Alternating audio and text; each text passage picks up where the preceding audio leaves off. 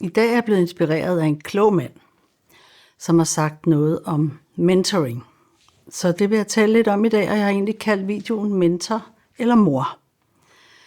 Så det her det er et citat fra ham. En mentor er en coach og ikke din mor. Hvis du har brug for at blive krammet eller ammet, så er det en mor eller terapeut, du har brug for. En mentor vil udfordre dine negative sider og pege på dit potentiale. Han er ikke optaget af, hvad du føler. Han interesserer sig for dit potentiale. Og det synes jeg jo er rigtig interessant. Det er godt nok sådan lige på og hårdt, men hvor er det jo egentlig godt sagt. Fordi nogle gange så tror vi, at vi beder om råd til vores problemer, fordi vi vil have dem løst. Spørgsmålet er bare, om det er en løsning, vi vil have, og om vi også er villige til at betale, hvad det koster at sadle helt om. Eller om vi i virkeligheden søger det, man kalder mothering, forståelse og trøst. Og det er der jo ikke noget galt i, fordi livet kan være barsk, og det er selvfølgelig fuldstændig legitimt og normalt at søge trøst og hjælp, når vi har brug for det. Men hvis vi giver udtryk for, at vi søger en løsning, og i virkeligheden forventer at møde trøst og forståelse, så har vi skabt en skæv forventning i forhold til den person, som vi søger hjælp fra. Når den person søger at hjælpe og komme med konstruktive løsninger, så vil vi opfatte det ofte som hårdhed, og måske endnu som om, at de nu vil begynde at kontrollere vores liv og bestemme over os. Man taler jo ofte om det her i parforholdet mellem mand og kvinde. Jeg tror, det er fra en gammel bog engang.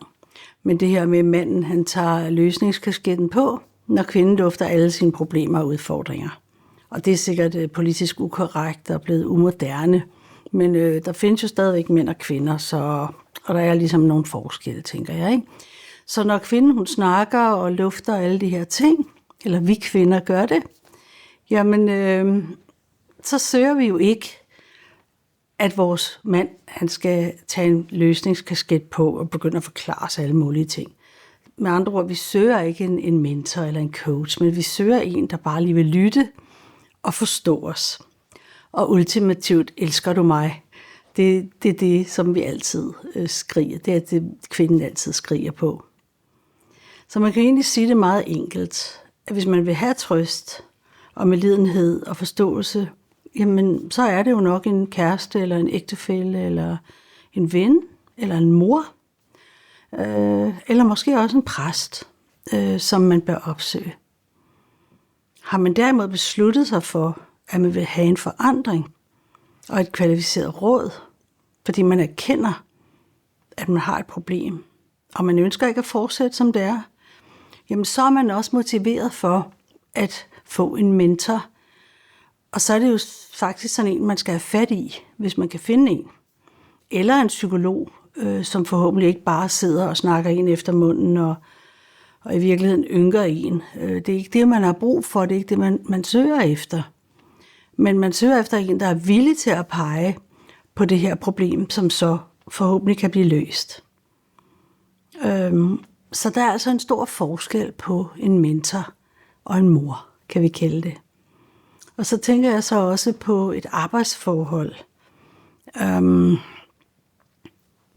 Det kan godt være lidt delikat, fordi hvordan er dynamikken imellem lederen og medarbejderne? Og hvad forventer vi af vores ledere? Forventer vi, at de skal være vores mor, som forstår os og pusler om os og sørger for, at vi ikke får stress eller dårlige nerver, og sørger for, at vi alt er fint på arbejdspladsen, og det skal det selvfølgelig være. Men hvis der kommer sådan en forventning ind, som så en chef ikke kan leve op til, fordi han kan faktisk ikke få lov at udføre sin opgave som leder, fordi der bør han jo også kræve noget af sine medarbejdere. Så det er jo egentlig et kæmpe dilemma. Fordi han skal jo hele tiden hæve standarden og optimere, og han skal stå på skud for eksempel en direktør, han skal jo stå over for bestyrelsen og vise nogle resultater. Så han kan jo ligesom ikke gå rundt og være mor på arbejdspladsen. Jeg tænker også, det er virkelig ikke gratis for en chef, hvis han skulle komme til at fornærme nogen, fordi der er så meget af det her krænkelses. Nogle gange er det sikkert også rigtigt nok, men det er lidt svært for en chef at vide, hvornår han støder ind i en eller anden menneskes følelse, særligt hvis det kommer efter 3-4 år, og han pludselig hjælp, hvad skete der egentlig? Så mister han ligesom frimodigheden efterhånden, ikke? Fordi han eller hun som chef ved aldrig, hvornår de får en sag på halsen, fordi nogen er blevet fornærmet. Det er ikke så nemt. Desværre resulterer det jo ofte i, at arbejdsgiveren viger tilbage fra ledet og bliver forvattet og svag, og måske så mister medarbejderne i virkeligheden respekten for ham eller hende. Og måske unddrager han sig den svære samtale med medarbejderen, som kan gå ud og stille chefen og udstille chefen.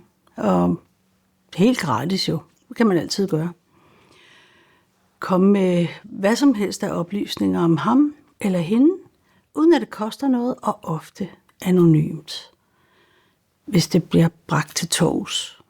Det synes jeg er virkelig tyndt. Er der tale om en opsigelse, så undlader chefen måske at give en grund, som medarbejderne ellers kunne have glæde af, som en tilbagemelding for at komme videre i sit liv af frygt for at blive udråbt som den her onde leder, som er så modbydelig. En leder skulle gerne være mere mentor end mor. Man kan ikke forvente, at ens mentor, eller coach, eller ens chef skal være ens mor. Det er bare ikke fair. Jeg har selv haft med mange mennesker at gøre, og jeg har forskellige kasketter på. Så af og til, så er det netop det her, der er gået galt. Og som jeg har oplevet, at det måske er fordi, at jeg har fungeret, jeg har både fungeret som mor på en måde med stort M, fordi jeg har haft en masse mennesker i rådgivning og i min egenskab af leder for en kirkelig sammenhæng.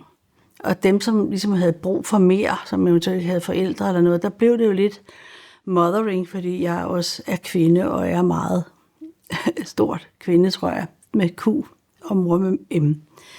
Så i nogle tilfælde, der har helt sikkert været nogle uklare linjer, hvor nogen måske forventede blot at få en hyggesnak, hvor jeg så har troet, at de ville gøre en forandring i deres liv. Så har jeg ligesom en anden kasket på. Og det har jeg så talt ud fra, at de gerne ville have en forandring. Og så er det alligevel blevet til nogle bristede forventninger på den anden side. Og der kan jeg da bare se, at forventningsafstemningen har ikke været helt klar altid. Så bristede forventninger, det fører til skuffelse. Og skuffede følelser, det kan lede både til at anklage andre, eller blive bitter, eller virkelig få det dårligt for den her person, som føler sig skuffet, og dermed bærer på den her krænkelse i sit hjerte over for den her person. Også fordi de måske elskede den person, eller forventede meget af den person, så er det jo altid, så gør det mere ondt, ikke? Men jeg tænker sådan, min overbevisning er, at jeg har altid selv ansvar for, hvis jeg bliver skuffet. Og det mener jeg også, at jeg kan sige men til. Man har altid ansvar for, hvad man vil gøre ved den følelse. Fordi uanset om man synes, det er andres skyld, eller det er andres skyld, så kan det jo ikke rigtig opklares altid i relationer, fordi der er altid forskellige syn på nogle ting. Men uanset, så er jeg bare fundet ud af, at man har det bedste liv, ved man selv tager ansvar på ens egne reaktioner og den skuffelse, som man oplever. Jeg er blevet skuffet over mange mennesker, men det er ikke noget, jeg tænker på nogensinde. Det fylder ikke i mit liv. Jeg går ikke og tænker i skuffelse eller noget, eller i hævn, eller i anklager over andre, og jeg tror bare, man får et dårligt liv af det. Så jeg tænker sådan, hvis man hævner sig, fordi man er blevet skuffet for eksempel, jamen, så viser det jo egentlig kun én ting. Det er, at man er en person, der hævner sig.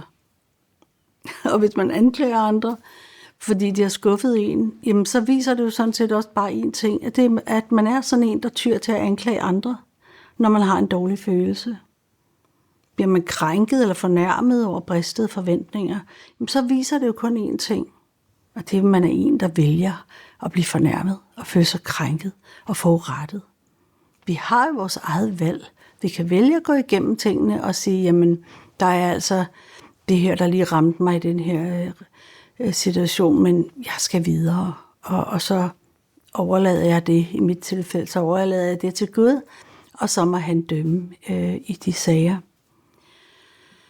Så som afslutning, så er det nok vigtigt at have klare linjer i relationer, og en forventningsafstemning redder mange situationer og afhjælper mange misforståelser og kriser.